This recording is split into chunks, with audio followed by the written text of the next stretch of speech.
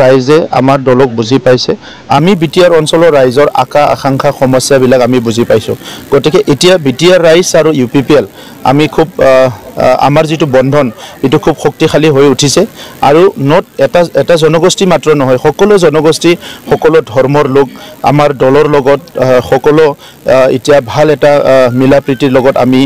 পৰিবেশ এটা গঢ়িব পাৰিছো আৰু ইয়াৰ মূল কাৰণটো হৈছে 17 বছৰৰ দুৰ্নীতি অপশাসন আগৰ দলৰ চৰকাৰৰ আৰু আমাৰ 4টা বছৰত শান্তি সম্প্ৰীতি উন্নয়ন আৰু সমন্বয় তো সেই কাৰণে অনাগত দিনত এই যে বাই ইলেকশন গল ইয়াৰ লগতে আহি থকা ইলেকশন বিলাকতো আমাৰ ফলাফল তেনেকুৱাই হ'ব এটো নিশ্চিত হাগ্ৰামা মহিলাৰী ডাঙৰীয়া 17 বছৰৰ লিষ্টটো লৈ আহক আৰু মই 4 বছৰৰ মোৰ কামৰ লিষ্টটো লম একেলগে বহি কথা পাতিম আপোনালোকেও বহি থাকক বিটিজি নিৰ্বাচনত কি হ'ব মিত্ৰতা বিজেপিৰ লগত থাকিবনে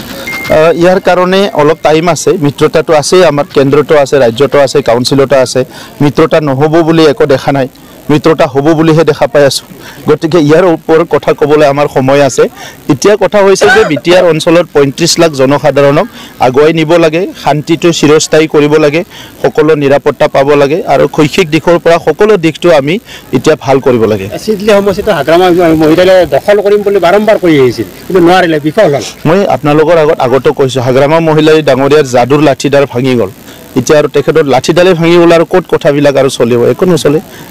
আগতে 17 বছৰ হাঁহি তামসা কৰি মানুহৰ লগত তেনেকৈ মানুহক ভুৱা কথাবিলাক কৈ প্লাই বিপথে পৰিচালনা কৰি 17 বছৰ শেষ কৰি দিলে আমিতো হিটো কৰা নাই আমি ৰাইজক সেৱা কৰিবলৈ আহিছো ৰাজনীতি মানে সস্তীয়া কথা কোৱা নহয় ৰাজনীতি মানে সমাজ সেৱা কৰা গতিকে সঁচা অৰ্থত সমাজখন কেনেকৈ সেৱা কৰিব গণতন্ত্ৰটো কেনেকৈ শক্তিশালী কৰিব লাগিব এই কথাটোৱে চিন্তা কৰিব লাগিব 100% নিকা কৰাৰ কাৰণে আমি কাম কৰি আছো আগৰ সময়বিলাকত তেনেকা পৰিবেশ আছিলে ঘুষ ঘাস খাই চাকৰি দিয়া এতিয়া কোনোবা যদি তেনেকা কৰে জেলত যাব গতিকে আমি প্ৰত্যেকটো চাকৰি আৰু প্ৰত্যেকটো যিখিনি আমাৰ গভৰ্নমেন্টৰ বিভিন্ন এক্টিভিটি হৈ আছে হিটো কেনেকৈ নিকা আৰু স্বচ্ছ কৰিব লাগে ইয়াৰ কাৰণে আমি কাম কৰি আছো কাৰণ প্ৰধানমন্ত্ৰী ডাঙৰীয়াই সদায় নিকা আৰু স্বচ্ছ বিচাৰে মুখ্যমন্ত্ৰী ডাঙৰীয়াই বিচাৰে আমিও বিচাৰো গতিকে আমাৰ চৰকাৰত কেন্দ্ৰ ৰাজ্য আৰু এই আমাৰ যেটো কাউন্সিল আছে ইয়াত মানে আমি নিকা আৰু স্বচ্ছ ভাবে